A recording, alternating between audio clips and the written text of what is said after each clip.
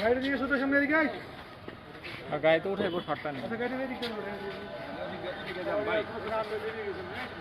দর্শক সকলকে News71.tv-তে আমন্ত্রণ জানাচ্ছি। দর্শক আপনারা কিন্তু যেমনটি দেখেছিলেন News71.tv-র মাধ্যমে যে ঢাকা মাওয়া এক্সপ্রেস হাইওয়েতে পুলিশ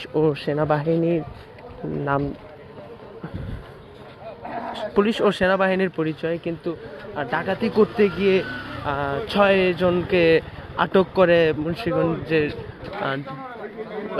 6 জনকে আটক করা হয়।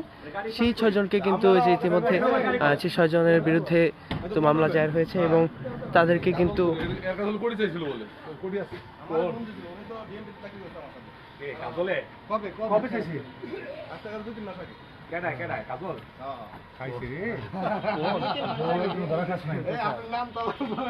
আবার ওইটা দিয়ে দিছিস কোটি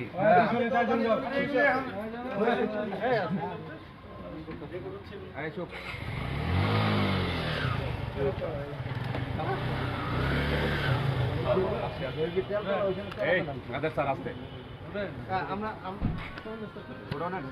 শঙ্কর স্যার সঞ্জয় স্যার ওঠেন গাড়ি তোলে গাড়ি তোলে ভাই হয়েছে না আবুল কালাম আজাদ ভাই নাই এই জায়গায়? ও আই নাই ও আইব পরে আপনি তো ছিলেন না? দর্শক আপনারা যেমনটি News71.tv-র মাধ্যমে দেখেছিলেন যে তারা কিন্তু ঢাকা মাওয়া এক্সপ্রেস হাইওয়েতে ডাকাতি করার উদ্দেশ্যে কিন্তু তারা যায় এবং সম্পূর্ণ ডিবির পরিচয়ে এবং ডিবির যেই জামা কাপড় পোশাক আছে সেই পোশাক পরিধান করে এবং ডিবির গাড়ি নিয়ে কিন্তু তারা ডাকাতি করতে যায়। তারা কিন্তু পরবর্তীতে তাদের কাছ থেকে ডিবি পুলিশের পোশাক